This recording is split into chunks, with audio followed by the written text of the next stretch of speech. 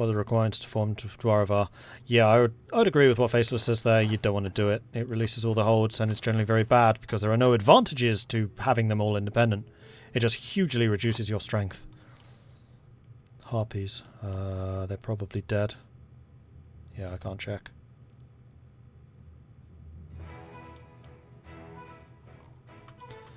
Meanwhile, Soldier Sat is dividing and conquering. They just need to take that one province, and then basically the Forbidden Plain is theirs. Nobody else can get into it. Like, I don't think anyone else would want to, because that would be a very quick way to provoke Soldier Sat to be like, no, squish. Phoenix Empire doing what they can to expand outwards, and then at that point it's going to be the Phoenix Empire, Ovdol Khanzad. In fact, not even Ovdol Khanzad, it's just going to be the Phoenix Empire and the Ram Dwarves, although the Ram Dwarves are allied to Soldier Sat. I don't really see them breaking that. I don't think they have any reason to. I think Soldier Sat's going to want to expand into Phoenix Empire. Down here and down here. And you do have colonists, so you can colonize these two to get that adjacency. But for the moment, there's no reason not to just consolidate all of this.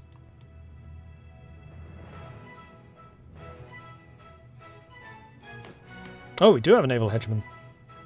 Yordland. Nice. Wait, that means they need 500 heavy ships.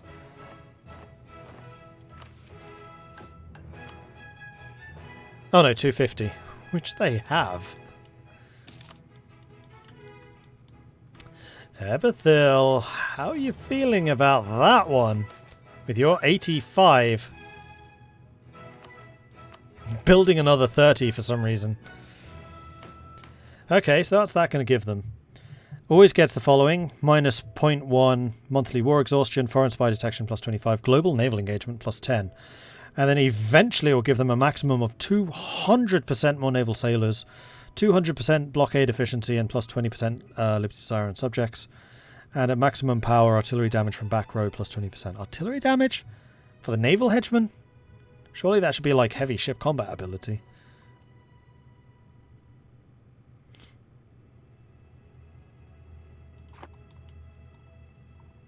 But sure, I guess it's basically bringing their artillery and putting it on land. Although, wasting a bit of admin there.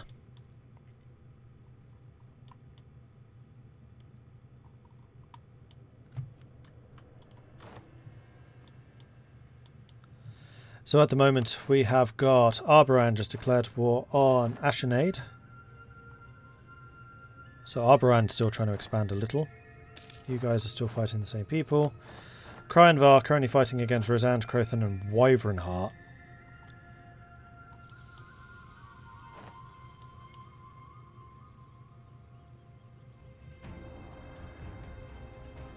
And Ashenade. Where's Ashenade?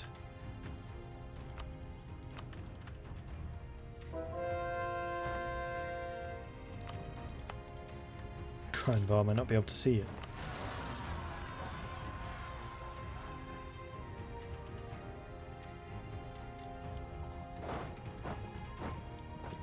Yeah, it looks like they can't. So we see this from Wyvernheart's perspective. Cook Deer, Hammer Home. Oh no, we should see this from your perspective. Because you're the one allied to them. Covenblad.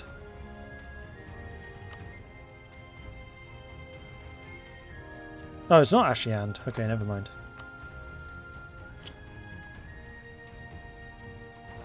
Does Ovdol Khanzad Dwarf Neighbour have a mission tree? I doubt it. Krakazol. No. This is just the generic one.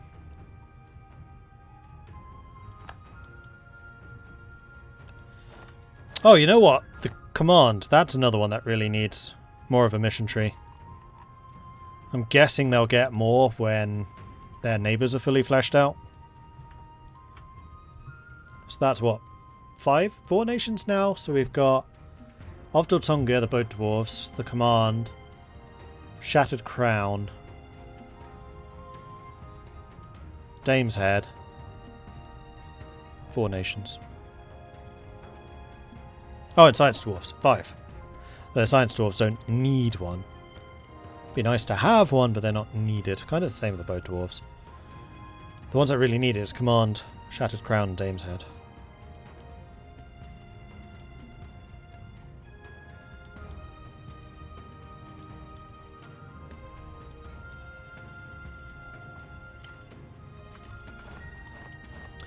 Meanwhile, Verkal Gulen with quite some hefty armies. Earning 15 ducats from gold now. Impressive. Science Dwarves, who's that? Science Dwarves are the guys that based up here.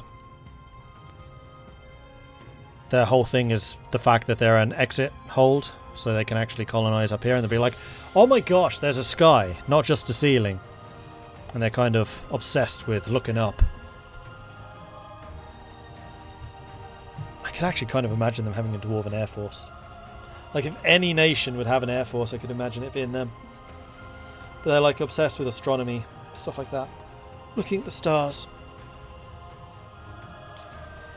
Does Sagida have one? That's a good question. I think they do. No, they don't. They do, but it's a very basic, like super basic one. Verkal Gulen does though, right? Yes. See, I think the Segdir's one would be interesting because it would be all about coexistence between the dwarves, elves, and humans.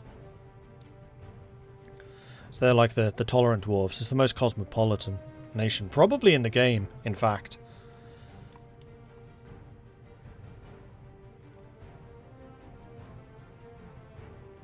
And I could also see if there was going to be any nation that would have dwarven mages, it would be them.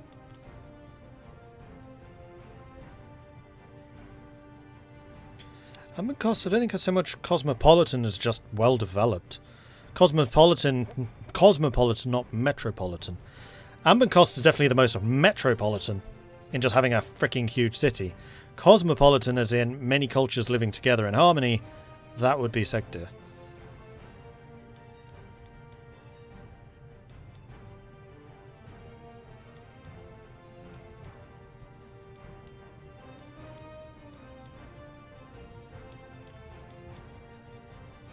Alright, Marhold is fighting someone. They're going for Flung Head. Ashriand, it's this nation again. Who are you? Oh, it's these guys.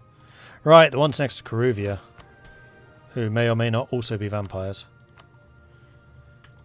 I'm still really curious about how exactly this happened.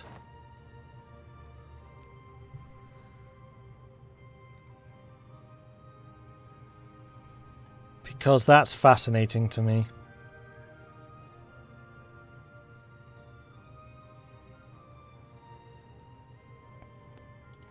What else can you do with this? They've got emigres, they've got masquerade, and vampires in the administration.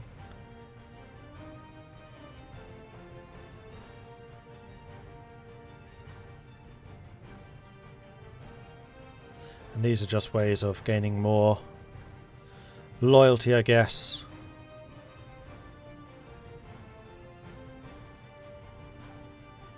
And I'm sure that all of these have some kind of effect, though it doesn't say what those are. And then land leader fire and shock by the Midnight Command. Morale of armies down, general cost up. I mean, for Lorent's last war, that probably would have been quite useful. Because their land tradition is still ludicrously high.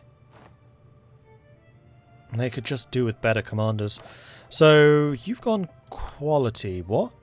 Army buff does the most for command traits. It's still offensive. Yeah, Lorent. Quality. Yeah, alright, I can see why they took quality, because they also want this ship upgrades, and it did work well for them in that last war. But doesn't offensive give them the cavalry? Oh no, Imperial plus quality is shock damage. Yeah, okay, fair enough. Fair enough. But what does offensive give them? Innovative is leader siege, Imperial is cavalry combat ability. No, they should have gone offensive.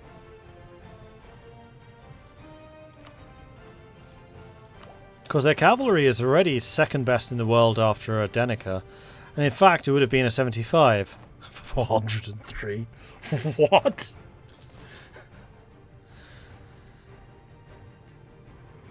So that's a 4 times whatever the cavalry pips are. Oh my gosh, can you imagine once they get War Graders? 6 shock? Wait, that's not human. Wait. Have you gone? Oh, they went... Interesting. Orcish Cavalry Knights. You know what? I actually quite like that. National manpower plus 20%, manpower recovery plus 10, army tradition from battles plus 50, looting speed plus 33, shock damage plus 25. Eat your heart out, Knowles. Fire damage received minus 10, shock damage received minus 10. That is actually a really strong combo. I like it. Comparing that to the Knowles under Vern. Oh no, Vern's also gone. Wait, no, that's still a Danica. Don't lie to me, game. Knowlish military, which is just 10 shock damage.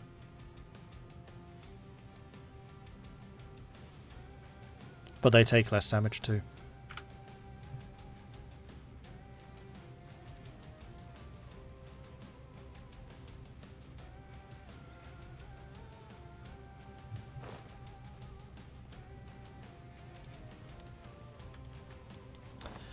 Then I want to know what the Centaur military does. Morale of navies, manpower recovery, so that's bad. National manpower, national sailor manpower, sorry, minus 33. Cavalry cost minus 50. Cavalry combat ability plus 10. Artillery combat minus 20. Siege ability minus 20. Garrison size minus 25. Cavalry flanking plus 50. Movement plus 10. Land fire minus 10. Cavalry to infantry ratio plus 50. Cavalry shock plus 0.25. I think I still prefer the orcs.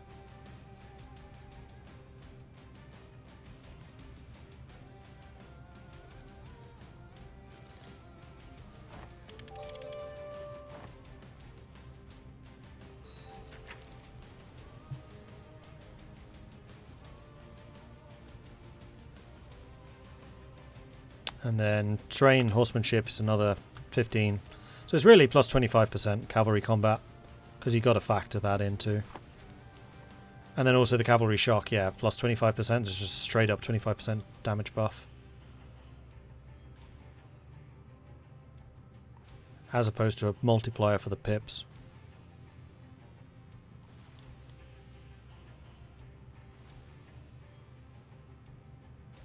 And their mission, true. Harpy, I'm not sure any harpies still exist. No, they don't. Can't check. They're dead. Harpies tend to get wiped out a lot in this game. I think the main thing about the Harpy military is they're very fast. I think they have a movement of 20.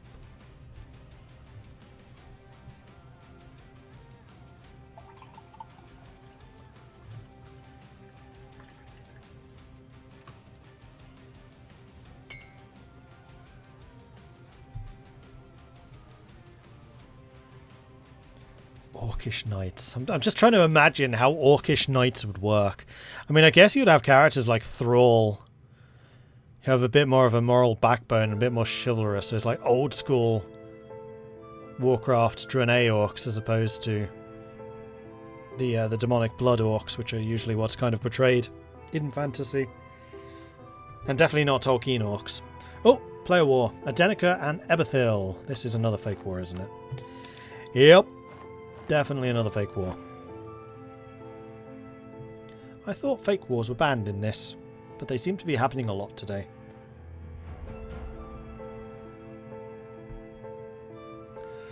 Playing Harpies right now, single player. Harpies have plus 33% movement speed, minus 10 fire shock damage received. Nice. What's a fake war? It's a war that you're involved in that you just don't fight. Like Ebethil is the defender of the faith for Corin, and Adenica keeps on attacking Coronite nations, and Ebethil is accepting the call to arms, then just not doing anything. in order to remain as the Defender of the Faith. Like, if you're the Defender of the Faith and you accept a call to arms and then do nothing, you should lose your Defender of the Faith. Like, if your war participation is 0 at the end of that war, you should lose that Defender of the Faith. So the only reason he's doing it is to keep it.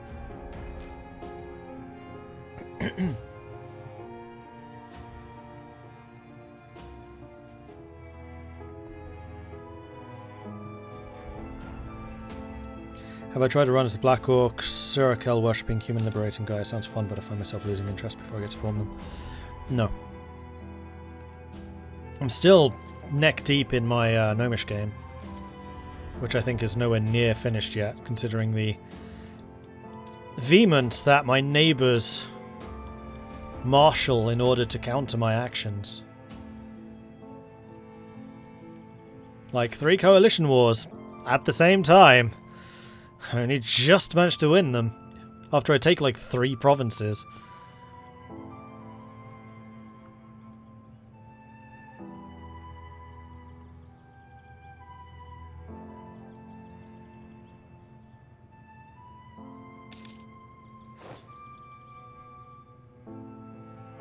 Seeing that in Crusader Kings, you don't take a penalty declining a call to arms. In Crusader Kings, you take a prestige hit if you don't actually participate. And in this, a prestige hit probably would be fair. Then if your prestige drops below 0, then somebody else can buy the Defender of the Faith off of you. That's probably how it should work, rather than just outright lose it. Because if there is one war against your brethren which is generally really far away, like this one, then you can be like, yeah, I'm the defender, but you're too freaking far away, so no. And then people will be like, alright, I kind of understand, plus you're generally a stand-up guy because your prestige is really good. But if you keep on refusing those and your prestige drops, bye-bye Defender of the Faith. Alright, so we've got Helena jumping back in. Cryinvar Nation. And Red Centaur playing in Encardia. Where is Encardia?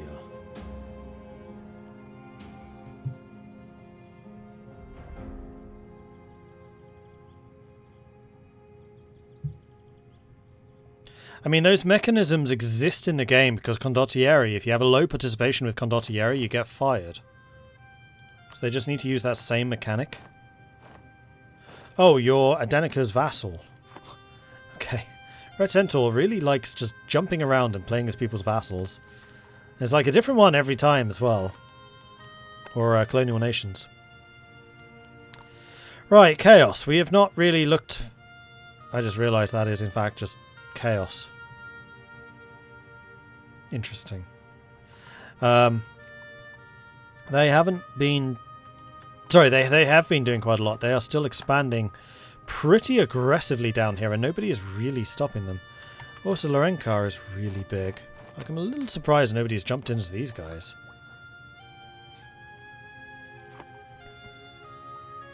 Although they are currently in the process of being attacked by Chaos. We worship Chaos. Chaos is strong. We do this for Chaos.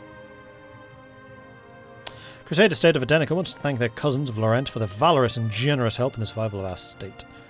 Is Lorent funding them? No.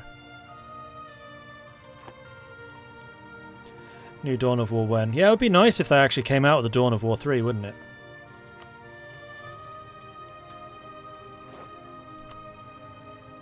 And before anyone says, no, it does not exist. Arboran fighting against other people. Segdir, Phoenix Empire. I thought Segdir was your vassal. No, Verkal Gulen was your vassal. Drake's Guards just doing Vern's Wars. Somebody just disconnected. Bjornvar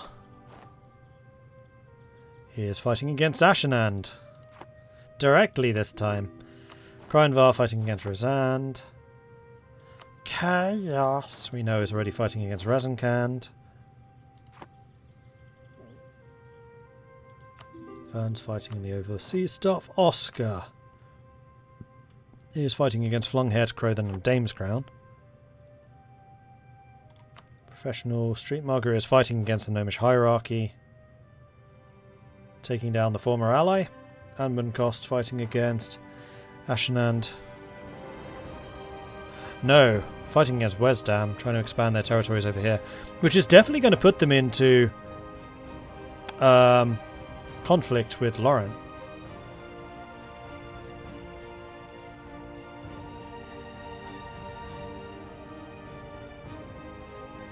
Good job the old games still hold up. Yeah, absolutely. Dawn of War 1 and 2 are still absolute classics for different reasons, but they're both great. Dawn of War 1 I think I probably still prefer over 2, but I can definitely see what they were trying to do in 2, and I like it. I like 2. It's a different focus, but that's okay. It still works. And the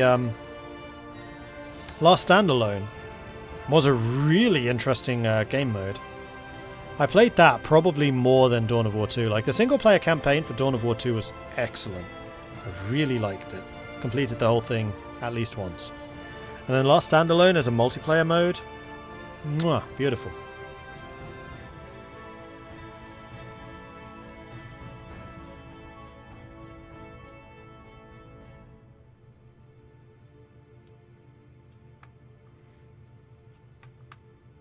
And of course, the Imperial Guard are the best in both games. I never really cared too much about 40k until Dawn of War came out. Then I'm like, alright, I kind of get why you like this. Still don't understand the complete obsession of the Spasmolins. But the Imperial Guard, solid. And generally in 40k, I still don't understand the obsession with Chaos either. I think they're a boring faction. So I was like, these are the generic bad guys, which are bad, because bad is bad. Grr, bad. I still don't understand, like, why people would willingly go to Chaos.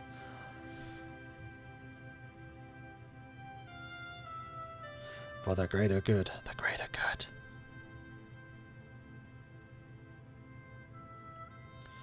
Warhammer 40k is a problem. People are taking it too seriously. It's best when it's taken as a bleak comedy with moments of seriousness. Yeah, I'd agree with that. I personally still massively prefer fantasy, but that's because I just prefer fantasy settings. Like, the world they've built around 40k is still quite good. So here's kind of the weird thing. Like, the warp, and the effect the warp has on the different races. I get that. I like it. It's an interesting concept. Like, the whole idea of corruption. But then just, like, willingly embracing chaos and becoming chaos cultists, I'm like, no, I struggle with that one. And I also struggle with the whole concept of chaos in Warhammer Fantasy. Feels like a bit of a crutch because I just want a big bad. I like they're going back to the old world in Warhammer Tabletop at least. Yeah, me too. And Warhammer 3, heck yeah! I'm excited for that. I wish I could talk more about it, but I can't because it's exciting.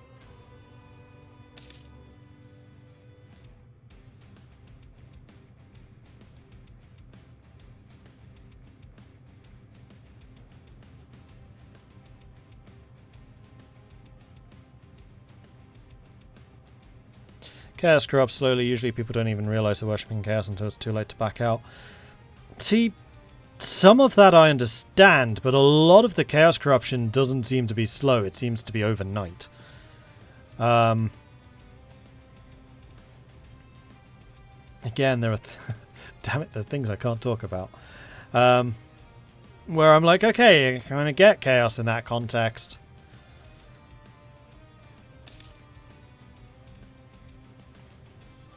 I can't, Fred, because I haven't seen it yet.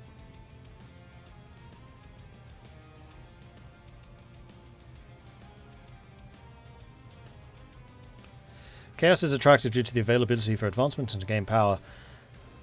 Yeah, but... with how prevalent chaos seems to be, the downsides are pretty damn obvious.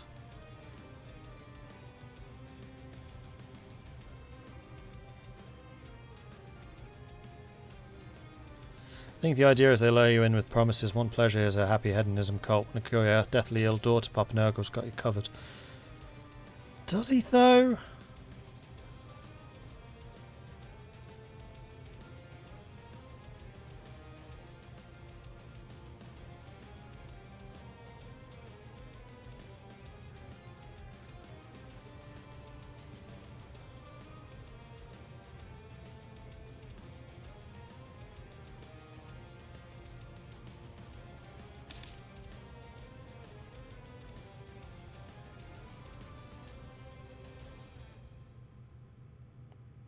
Actually, in the law, vast majority of humankind doesn't even know that chaos exists. The Inquisition clamps down hard on it because people know of it. They get curious.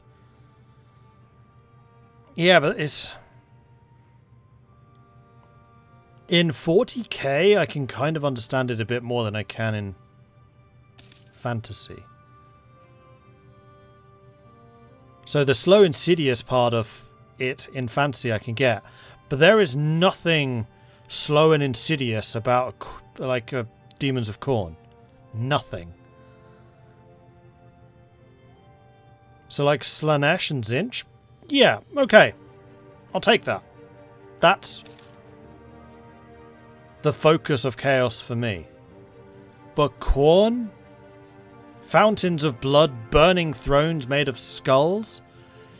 No. I don't understand the slow and insidious nature of Khorne. At all.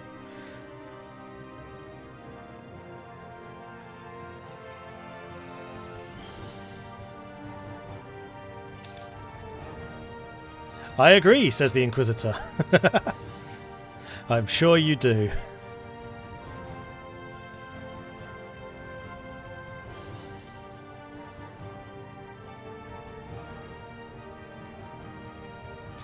See, that's why the old lore for the Chaos Gods was good. Khorne wasn't just the god of blood and skulls and slaughter, but also martial rowers and fighting, training and other things. So you might fall to him without being stark raving lunatic. That was less popular than kill, maim, burn skulls and all that. Yeah, see, like, Khorne is the epitome of martial skill, which you can take too far. Yeah, okay. I'll buy that. But that's not chaos as chaos exists in Warhammer. Where it is the be-all, end-all evil entity. Like, I have much more times for villains that have those grey areas than I do, like, this is the bad guy and this is bad because he's bad and he does bad things. Also, he's bad. By the way, have we told you? He's really, really bad. Also, these guys support him for some reason. It's not a player war, it's a fake war. It's the, Adenica fighting people and then Ebethil supporting them even though they're not actually doing anything. Oh, did I mention how bad those guys are? Yeah, they're really bad. Problem with a lot of fictional settings, they tend to lose nuance over time. Yep.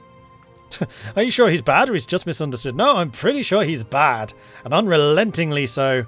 Bad, bad, bad, bad, bad, bad, bad, bad. Bad, bad, bad, bad, bad, bad, bad, bad. Also, and I'm not sure I've quite got this through yet, he's really bad.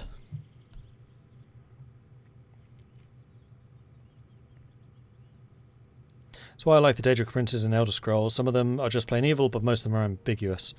Yeah, ambiguous is good. I like ambiguous. I like the slow, like, corrupting influences. That's more interesting, but just for the bad sake of bad, bad, bad, no.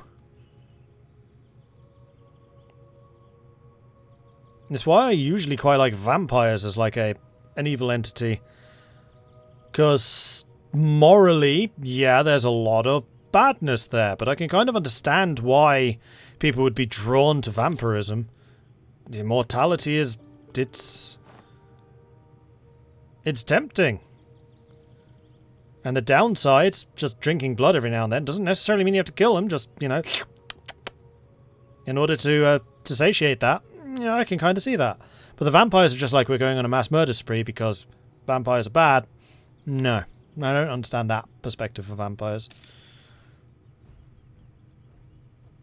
With every repeated bad, I heard the D&D goat more and more. You may have just stumbled on something there, Kalinicus.